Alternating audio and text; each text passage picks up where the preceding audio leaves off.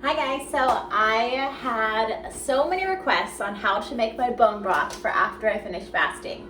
So the first step behind bone broth is you can either make it in a crock pot or an Instapot. If you make it in a crock pot, you have to do it for 24 hours to get maximum benefits. Or if you make it in an Instapot, it's about 5. So, which is really awesome, so I'd rather do the Instapot. Also, the Instapot doesn't smell. The crock pot will make your house fucking reek, so don't do the Instapot. Don't do the crock pot. So what I have in here currently is bones. So they're grass-fed organic bones that I got from the butchery, but you can get them also in the frozen department of your grocery store. You just have to look for them or ask about them. So I know that Sprouts has them, and they come in a bag and they're in the freezer section, and you can go to your butcher and ask for it, but you specifically need grass-fed and organic bones. Because what you're doing is you're extracting all the nutrients from the bones and the bone marrow, and you just want happy animals that lived a really great life in a farm before we ate them. So that's key. What's fun about bone broth is you can kind of do whatever to it. You just have to have some key main ingredients in it. One of the big ones is you want really good water for it. So I have a Berkey water filter. So that takes all the chlorine and fluoride out of my water. So you're gonna use that. And then you need apple cider vinegar, which is pretty crucial.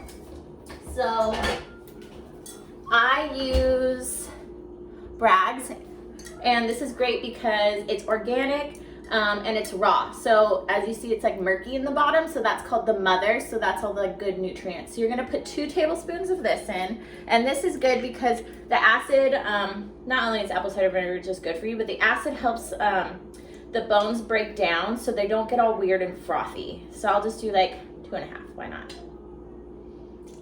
So there we go. And then seaweed is a really good additive to it. So I'm just gonna use organic seaweed. It has a lot of iodine in it, which a lot of us are missing. So I'm just gonna put a couple sheets of it in.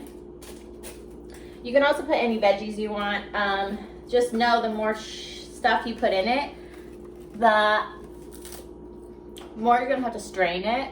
And it's like, I don't know about you, but straining like burning hot, melting hot liquids isn't like fun, and it's like fucking gross, to be really, if I'm gonna be real straight up with you. When you're done with this, it's like there's a lot of stuff, so just be warned. You can also use this seasoning from Trader Joe's, but it's easier just to find the seaweed flakes or papers or whatever. And then how I cook, because I don't really know how to be honest, as I smell everything together and it smells good together, I assume it's gonna taste good. So I have ribs that had barbecue sauce on them. Or like a rub like that. So I'm thinking that curry powder, pumpkin pie spice, because it smells good together. And then I'm gonna use this garlic salt with onion and parsley from Trader Joe's. So these are just normal spices. I try to get organic spices, but I don't have that right now. And then garlic, just because, you know, more garlic. I'm single as fuck, so I don't care if my breath stinks.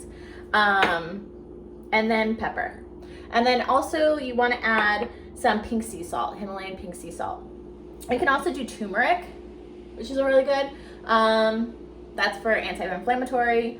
So yeah, you can kind of just like spice it up. Every time I make a batch, the more stuff you put in it, the more flavor you really have, which is really nice.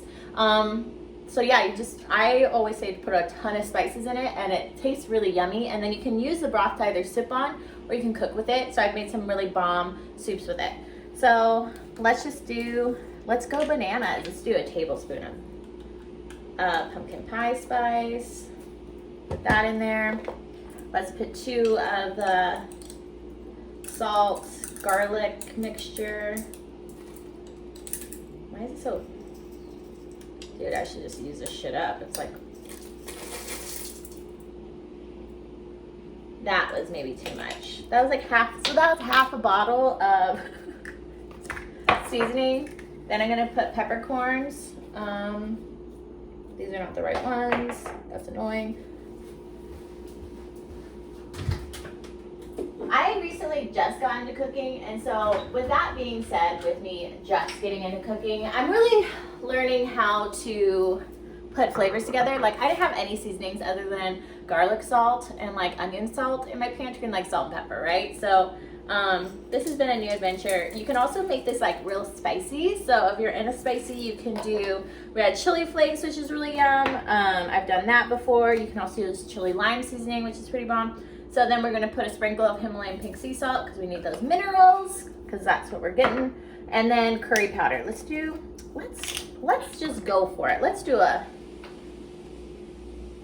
tablespoon of curry powder in there. Actually, let's do 2. Let's try a curry blend. And then I'm gonna put garlic powder, just real on it on that one. And then a little sprinkle of turmeric. That's just gonna make my tongue really yellow. And then I was thinking this might be good. I always make my honey fermented garlic.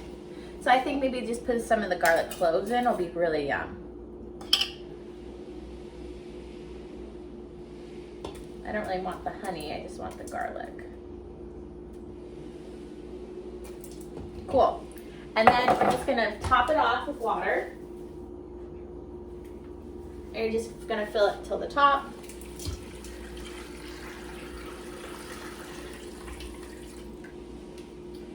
Add more water. Blah, blah, blah. We'll pretend like I added more water. And then I'm gonna cover it, seal it, and let it cook for 5 hours. And you're gonna do it on pressure cook, and because that's just like the one you add in. So pressure cook, you're gonna do more high pressure, and then you're gonna do it for 5 hours. And then it's just gonna do its thing. Let it depressurize by itself, so just let it sit. And then after that, you're gonna strain it so it can kind of cool a little bit, and then you just strain it, and then I pour it into jars, sanitized glass jars, and I let them do their thing, and then I put them in my fridge and I just sip on them for the week. So this will be enough bone broth for a week, and I can make soup out of it. So let me know what you think. I love to hear what your recipes are for doing this, and then I'll let you know how this one turned out, because I actually gave you ingredients, because most of the time I just wing it. I just literally go by smell. But here's a cool thing about cooking, and I think just in life, is that you should just try stuff and experiment, and if it doesn't work, then don't do it. Like this outfit, I don't know if I like it or not, but maybe I'll wear it again, maybe I won't, you know? So, but always just try to experiment, and because life's too short to be stuck into this like little ball of like what you're supposed to do or whatever.